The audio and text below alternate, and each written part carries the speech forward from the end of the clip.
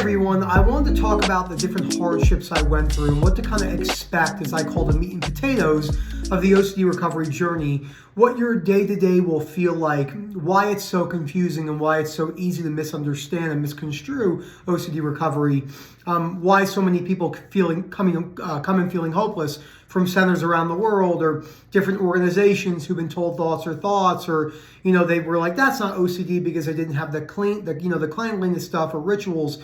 And OCD, obviously, as we all know at the chronic level, is so much deeper than just checking fears or contamination fears. But we have to show unconditional other acceptance for other people, because I always tell people, a lot of people have been suffering since they were children, but a lot of people have had latching moments in their 20s and 30s, how I did, the light switch moment. And you have to ask yourself, before the light switch moment, what did you know about OCD? I mean, I didn't know anything. I took a psychological class in grad school where we covered OCD. I don't even remember it because I was like, oh yeah, OCD, clean your, checking things. Until you develop it, it's like anything, right? You can only conceptualize what it must feel like to have stage 4 cancer until you come back and your doctor tells you you have stage 4 lung cancer. And then you have a whole different thing. So before I go any further, please subscribe, hit that like button down below. We appreciate everyone in the comments. I appreciate all of you. And I know Rob, Moman, and Sam, and everyone else does as well, and Phil. But I cannot thank all of you enough for watching our content. I am extremely passionate about making OCD recovery content. I will make it for the remainder of my life. If I live till 90, there will be tens of thousands of pieces of content coming along the way with different experiences, and as things grow and we talk about different things and we dive into different topics and stuff like that. I will do another long depth sensory motor recovery video soon, because that one definitely needs to be covered as much as possible, because it's probably, in my opinion, so misunderstood. The average person who works with OCD might understand harm or contamination. Existential, no way. Sensory motor, no way. POCD, no way. Incest OCD, no way. And that's not, again, it's not their fault, like I said in the beginning. And look for that What's Up link down below. We can now directly message What's Up to Phil. Like I always say, we have the webinars at 8:30 p.m. on UK time, twice a week when we're doing like a part 1, part 2. They're fun, they're filled, 50, 70 people sometimes, huge questions and answers. People love them. We get good responses. And like I said, we're going to work out the details for that OCD conference we're going to do, which is going to be a lot of fun. Kind of a drop in and learn, and hopefully 10 to 12 hours, different people. Erica will be there. We'll do a lunch session. It's going to be a lot of fun. So let's talk about what the day-to-day details of what OCD kind of looks like, okay? Let me pull out a piece of paper here. Okay, I'll use a big marker for this one. So I'm going to title this, OCD recovery. I don't want to use the word timeline, but I'm going to use it for just the sake of the example. But it is important to say that there is no timeline, okay? And this is the mistakes that we all make.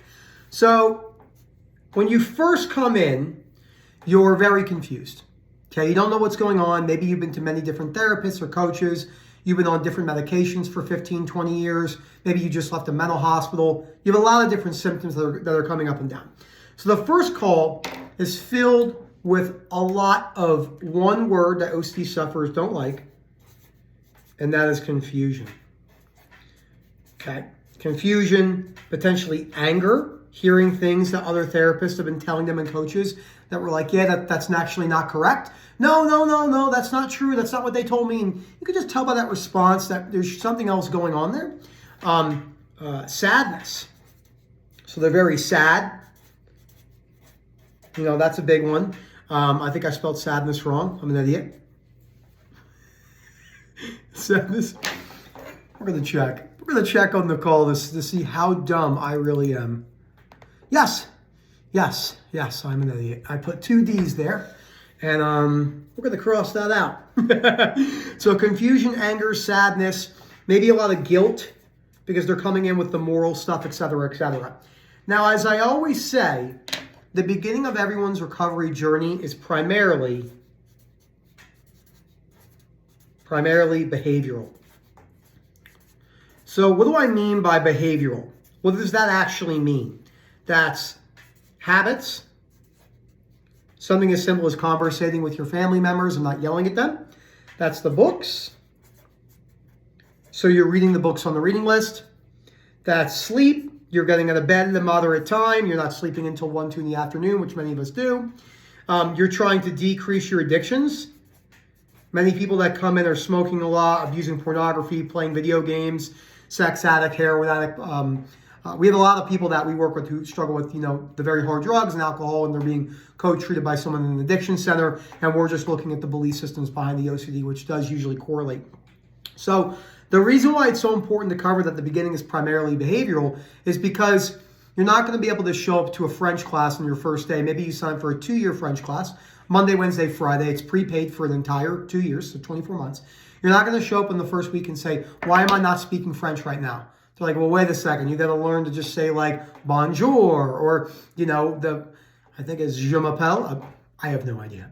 My wife is French Canadian. She speaks French. Her et tu? Doesn't that mean and you? I have no idea. This is what happens at family gatherings, right? Because they're all from Montreal. They all speak French. I'm like this. Uh-huh. Oh. Mm-hmm. Oui, oui. I'm like, I'm an idiot. So that is what happens. I have no friends. But this is the beginning of what's necessary in that. So it's primarily behavioral, right? And then the most important thing truly is you're ordering the books if you haven't started them already, and you're really looking at some day-to-day stuff. Your hygiene is another big one, right? That's another big one that people get wrong. Hygiene, socializing. Oh, that's another big one too. So you're looking at how you're socializing, and you're not going to be able to get this right off the bat. So this is a lot of the stuff that we cover in the very, very beginning of the call, right? So this is like first day on our first call to 30 days. So let's just say this is, the 30 day, because there's a lot of things that are going to happen. Now, what to expect in that first, say, 1 to 180 days, okay? So that is a 6-month time frame. So this is what you're going to expect, okay, is an increase in symptoms. Now, anyone who's tried to cut compulsions that I've worked with understands that the validity of this statement cannot go overlooked. Your symptoms are really going to skyrocket. I usually can tell, I've been working with OCD long enough to when people say to me, hey, I'm kind of doing okay, or they say my compulsions are going okay. What they're really saying is I'm not putting the work in. I'm still doing a lot of compulsions. When you start cutting compulsions like really cold turkey, which we don't expect you to do that, but you can do it, your symptoms are going to go fucking haywire. I mean, you're going to feel things you've never felt. So what to expect? That's an increase in pain, sensations, thoughts, images, like all the stuff, right? That's gonna really be increased, higher frequency, more intrusiveness, et cetera, then you have to learn to wear that as well, okay? What else to expect in the first 180 days? All books gone, okay? All books, okay? You can read all books. I enjoy reading, so I'm a really bad person to kind of use myself, but last month I read 650 pages or 700 pages.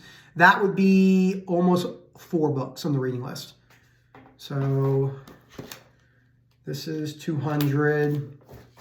Paul Davids is 200. Claire Weeks is 200. So that's at least 3 books, 3 to 4 books. I'm not saying you have to do that, but like I fit that into my schedule, and I have a lot of stuff going on, which I love. But again, I understand it's very hard to read books when you're doing that, but you can still make the time. Okay, so all books done in 6 months. That should be your goal, truly. A book a month.